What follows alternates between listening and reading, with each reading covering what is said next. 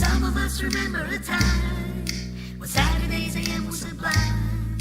All gathered around the TV, watching morning cartoons with glee.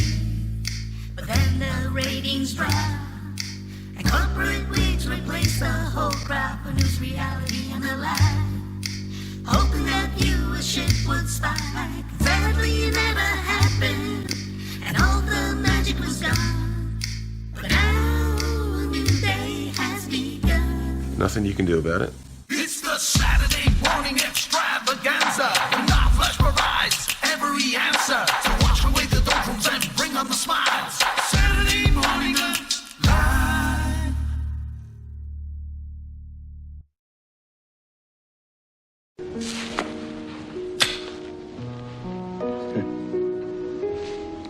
You're Sicilian, huh? Sicilian. You know, I read a lot, especially about things, about history. I find that shit fascinating. Here's a fact, I don't know whether you know or not. Good evening, everybody. This is Archie Bunker of 704 Hauser Street, veteran of the big war, speaking on behalf of Guns for Everybody. Now, question. What was the first thing that the communists done when they took over in Russia? Answer, gun control. And there's a lot of people in this country want to do the same thing to us here in a kind of conspiracy, see. You take your big international bankers, they want to, masticate the people of this here nation like puppets on a wing. So, next time you ask the government, do something about guns, the guns aren't going away. The Second Amendment, it's like number 2. That's big. It's up there. That's not going away. What's the highest amendment, or the lowest number of amendments that's ever been repealed? What, like liquor? Like around, what was that, 22 or something? Yeah, the Second Amendment's not going anywhere. No time soon, anyhow, folks. And even if, they could convince 30 states to open up the Constitution and ratify it and somehow get rid of the Second Amendment, not going to happen. But let's just say it happened. And then what? So now we got to go get the guns. Well, how are we going to do that? How are you going to get guns? You're not. There's 300, I think 400 million guns in the United States. There's more guns than people. So how are you going to collect those guns without getting a lot of people killed? Because I assure you, those people that have those guns are going to use them to keep you from taking their guns. And sure, the United States has more firepower. We could send all our soldiers out and roll in with tanks, but what are we doing at that point? That's not going to happen. So let's eliminate that. And gun control is generally people that say, well, you don't think that nobody should have guns because we need people with guns to go get the guns, and the people that have guns that you don't want to have guns. So you're not for gun control. You're for selective gun control. You're for the police to have guns, or there's certain people that the state deems gun-worthy, and they can have guns.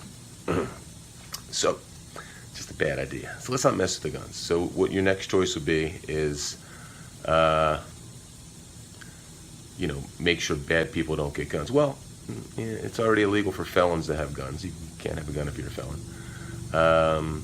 Crazy people, well, yeah, you're not supposed to be crazy and have a gun, and there's some screening you do. But the completely crazy people, like the nut on the street that's just talking to himself, of course nobody's going to sell him a gun. But the type of crazy that some of these people are is concealable, or maybe they become crazy after they get the gun. Or was everybody going to do a screening? We're going to have free psychiatric exams, and then your mental state's going to be shared around the world, or at least with the government. That's a bad idea. I don't think anybody's going to be on for that. So that's just not going to work. Psychotropic drugs ain't working. So none of those things work. But there is a solution. There's a way to prevent the next shooting. And what that is when you examine who these shooters are, they're generally loners. Oddly, always with 3 names. But generally they're loners. Is there any Actors Guild? Maybe? Well, no, serious mode. So generally they've they're loners, and loners are lonely for a reason. They've been isolated by society. They've been segmented by society, and social media and whatever we have now, computers, technology that allows them to isolate and just exist online. They don't engage, or when you're isolated, when you think that you're the only person out there, and your reality is maybe game-based, you're playing first-person shooters or Morporgs, and everybody's an enemy, then you tend to, in real life, think that everybody's your enemy, but it's not true. I assure you, most people are not your enemy. Yeah, there's some bad people out there. Don't get me wrong. You'll find them pretty easy, but you don't have as many enemies as you do in a game-based reality. Okay. You have to figure that out, and some people don't. So, I assure you again that you will engage in people. You will see them, and they'll be like lonely people. Somebody standing in line next to you in the supermarket. You just engage them, you just say, hey, how's it going? Give them one of those. You're like, hey, what's up? How you doing? Well, maybe to talk about weather, maybe not. Maybe it's just a simple look. Hey, what's up? And that's what people do. Like that's what small talk is. People, small talk is bullshit. No, small talk is our way in society of telling the other person that, hey, I'm not your enemy. I'm just engaging in some small talk with you to show you that I'm just like you. And somebody's coming back at you with the crazy eyes like this Florida guy, then you don't want to engage. You can be a little more selective, but you start small and you work your way up. And if the person doesn't want to engage you, that's fine. Don't be the pushy guy either. That's not going to solve anything. I live in New York, so it's like, I'm riding a train and people are like, right in my face, and the train breaks down. We're all there breathing each other's air, and like, I don't need to ask that person how they're doing. I don't need to engage them because we're already engaged, and that's why you don't see a lot of the shooters coming from New York City. They're more coming from like rural parts of the world where it's easier to isolate. You're in your car, you're alone. Maybe you're in your cubicle at work. You're not engaging with people because you don't have to. Maybe you're living in your mother's basement. These kids, especially, they don't even have to go out to support themselves because they have a support network called mom and dad, and that's where this comes from. I mean, it's pretty obvious. They're not engaging with people. Maybe they weren't socially popular. What you don't hear about, like, yeah, he was class president and now he's a school shooter. No, that doesn't happen. It's always a loner, and it's because they've become isolated and they believe that everybody's their enemy, and they need somebody to tell them that you're not their enemy. Nobody's going to shoot somebody randomly that they know. Look, if you're engaged in people and you haven't done anything wrong, they're just not going to do that. It's not going to happen. Even if you go back all the way to Columbine, the guy shot the popular kids that he didn't like. It's that doesn't happen randomly.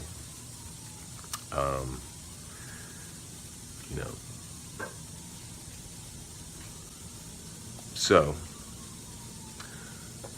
only you can prevent mass shootings. Saturday morning live. I never wanted this for you. I worked my whole life. I don't apologize to take care of my family. And I refused to be a fool. Dancing on the string held by all those big shots. I don't apologize, that's my life, but I thought that when it was your time that you would be the one to hold the strings. Senator Corleone, Governor Corleone, something. Another pezzo 90.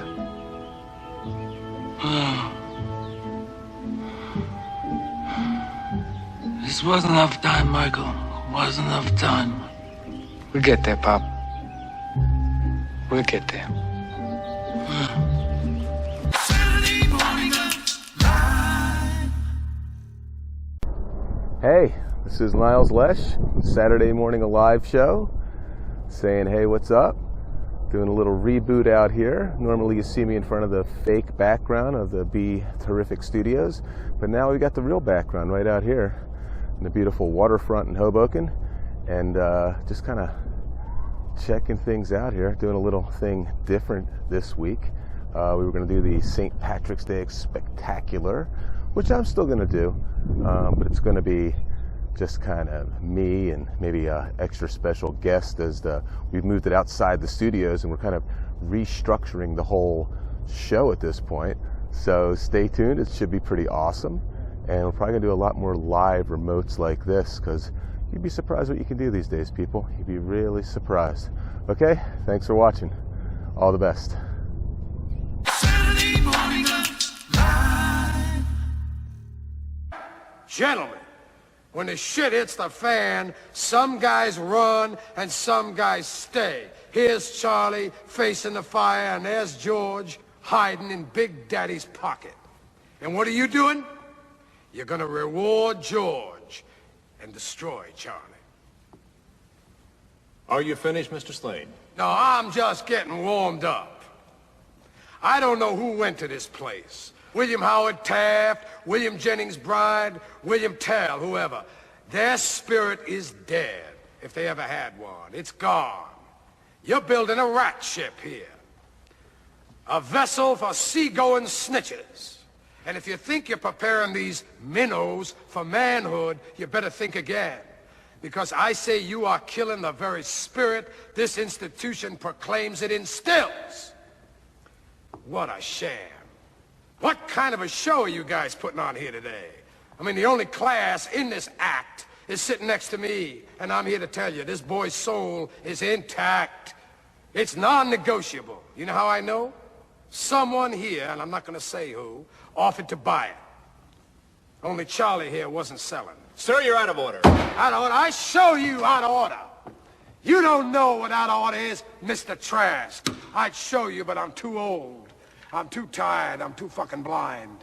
If I were the man I was 5 years ago, I'd take a flamethrower to this place. Out of order. Who the hell do you think you're talking to? I've been around, you know. There was a time I could see, and I have seen boys like these, younger than these, their arms torn out, their legs ripped off. But there is nothing like the sight of an amputated spirit. There is no prosthetic for that. Saturday morning live. Yes, but we have also noticed your blog is also about some deeper thoughts too. You have some interesting graphics on the site, such as this one. Can you explain that picture to us? It's basically a duck hunter who's hunting ducks, and he sees a girl, a topless girl, and he's waving to her, and you see a duck like crouched down behind this thing, which is a cutout, basically a lure to fool the hunter, and now the duck's going to shoot him, and I use that basically the same way I use Mindfucks. There's a lot of pop culture stories, nude women.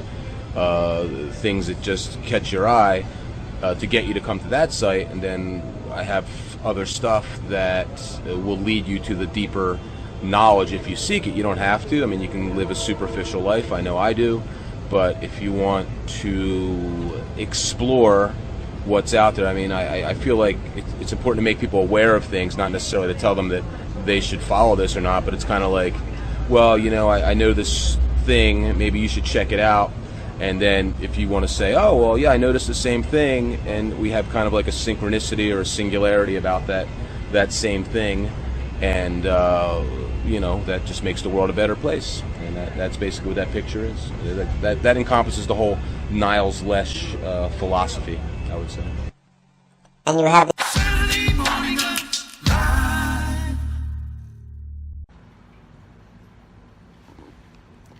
Well, back in the day, I don't know, I can put this stuff back here. They said get a haircut, but I'm not getting a haircut, man. 'Cause that's for suckers. Saturday morning live. Down and 7 from the 12. Zach Ertz out wide, one-on-one. limit. Flares out to the right. Caught over the middle and into the end zone. Zach Ertz for the touchdown. And again, all you can think back to now is the Jesse James play with Pittsburgh. Does he complete the process? I don't know. That's a touchdown. The whole thing is do you rule him a runner at this point? Move. And but they call him a runner. He breaks the plane as a runner. If it stays, that's going to be the reason. I think he was. Saturday morning live. Saturday morning live. I think I'm going to come in Saturday and do Saturday Morning Live. Are you? Just so I can see what it feels like to have the support of your entire crew. You were upset about that. I was very upset. You were upset that they didn't come to support you, but they're there for Bruno. Bruno does a 1-hour show on a Saturday morning. He has 75 people around him, 32 video clips, characters. He has a guy host the show for him that's not on our show. Niles McLesh is a guest on our show. But do you think that Niles was a good host? No. Okay, No, I think he's a conspiracy theorist who was wearing a hat in the studio. So are you going to come in and fight him on Saturday? Is that No, what I I'm going to let this continue because even though I'm providing... You just said you're going to come in on Saturday. I'm not going to come in and fight him. I'm going to come in... you know something? Maybe you're right. I'll set up a ring downstairs if you want. No, there's no ring. None of those guys can touch me. I'll be done with them in seconds. But I refrain from that. I refrain from violence. Okay. Namaste. Let love guide you. Okay, so what are you going to do on Saturday? I'm going to watch them. Because I think what I'm going to do is I'm going to let them just constantly be there for each other and let myself alone build up 80,000 hours of content by myself and then sit down with them one day and say, hey guys, remember the 70 weeks of amazing content I did every day for 2 hours a day that you had nothing to do with? And then when Bruno did 1 hour, you were rallied around him like he was, I feel like you have to get this off your chest. a I'm glad fun you're doing stuff. it. Yeah, and I would just say, hey, why? Why? Well, Where were you? Let me ask you a question. Ask me a question. This sounds like you're breaking up the Beatles. Are you breaking up the band? No, this is part of what makes us work. We're so angry at each other all the time. We're always not talking. You're really upset with them. Yeah, I'm very upset, actually. And how are we going to resolve this? No, we're not. Here's how we're going to do it. We're going to not say anything to each other, act like everything's okay, let it fester, and then it's going to explode into a ball of anger and hatred and vitriol. And we'll be there to capture it. Yeah, and we're going to be there to capture it all? That's how it's going to play out. Yes. All right, but are you going to come on Saturday and get upset? I don't know. You think I should? Is that what you're trying to get at? Yeah. I think I should. We're going to planned reality TV. Yeah, you can play, hey guys! It's in the neighborhood, I mean, right? Can't just come in all fake. Hey man, you guys weren't there for me. And then you cut away to what's off in the head. I didn't say let's do a Saved by the Bell episode. Those guys really weren't there for me. Right. Hey, those guys really weren't there for me. Hey guys, I did all the shows by myself. And you cut away to me going, I did all the shows by myself. Saturday morning live.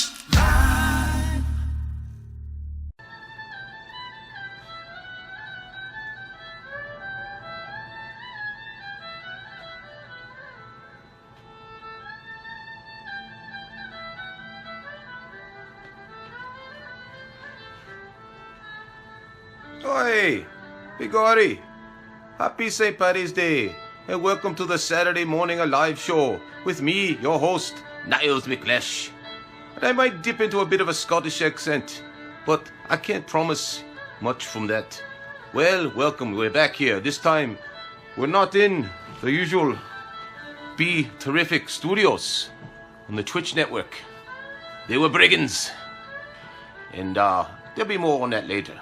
But what I will tell you is we're going to have a good time because we got the St. Patrick's Day Parade, we got NCAs, and we got these two lovely ladies. You'll probably remember from, of course, the show itself. That's the intro. You want to see the intro? Not as a Jewish accent. I go in and out. Anyhow, I'm learning. But this is actual Guinness. I've not had a beer since mid-October. Kind of breaking my Lent, but what the hell, Here we go. Oi, that's better than I thought. Alright, eh? Here we go. St. Patrick's Day. I'm not even Irish, you know that. Of course, you know. Now I'm doing a British accent. See, it's going to be changing like that all day, back and forth. But the thing is, I don't even know. That's Scottish again. I don't even know. It doesn't matter that I'm not Irish. The important thing is that St. Patrick was not Irish. You know that, right? Oh, he was not an Irishman. St. Patrick, he worked for the Queen, or the King. I think it was the King at the time. And they sent him over to lure the Irish peoples, the Gaelics, into the Catholic religion. And it worked very well. I must say. It worked very well. So now, most Irish are Catholics. And St. Patrick's, we celebrate you for recruiting all those fine Catholics. But that's another story. You know, there's a lot of conspiracies I don't talk about as much because, well, it wasn't a conspiracy kind of show, it was a fun show. But let me tell you another one. Fine Irishman, Andrew McCabe. He'll be going to jail soon. He'll be going to jail. They're locking him up. And he is the first domino in the row. So they're all going to go away. But this is what happens when you break the law. And you got a good man in there, and he's going to find them. And he's going to say, hey, when I find your real Irish accent, that's when we'll put Hillary in jail. No, I'm kidding. It's a joke with you. But, you know, it was born of conspiracies about the Irish and whatnot. Andrew McCabe, okay. But how about yesterday in the NCAAs, Virginia, they lost to University of Maryland, Baltimore County. And it wasn't even a close game. What the hell? What's going on? I don't know. Virginia played terrible. That's why they lost. And everybody's pool's bracket broken. Except for mine. I didn't have Virginia. No, sir. I got the Cincinnati. Yeah. I got the Purdue. Although the center just broke his arm. Maybe, I don't know. You should have went with... Who is it? I see, you know, in the monitor, I see it looks like an Orthodox Jew has been dipped in green paint. So I keep switching in the accents, but we'll work. So I got the Texas Tech, maybe Purdue, but I picked Purdue, so whatever, you can't go back. And then I got the Villanova and whatever other team I forgot. But I got Villanova beating Cincinnati in the final, 68-65. Come back here and check how good I did. I bet I did pretty well. Anyway, I hope so. So, next to the March Madness, there's a lot of craziness going on in the March. It always reminds me of something. You know what a Ponzi scheme is? Do you? Do you know what a Ponzi scheme is? Well, a Ponzi scheme is shaped a bit like a pyramid, and it's what the guy on the top makes all the money, and you bring in the people down at the bottom, and they pay the guy at the top. And there's no really income generated. It's not really a business. It just generates income for the guy at the top from the money of the new investors. Sometimes they call that pump and dump in the stock market or in the real estate market. It works that way as well. Donald Trump did a bit of that himself, but, you know, legally. You get a lot of investors to come in and you dump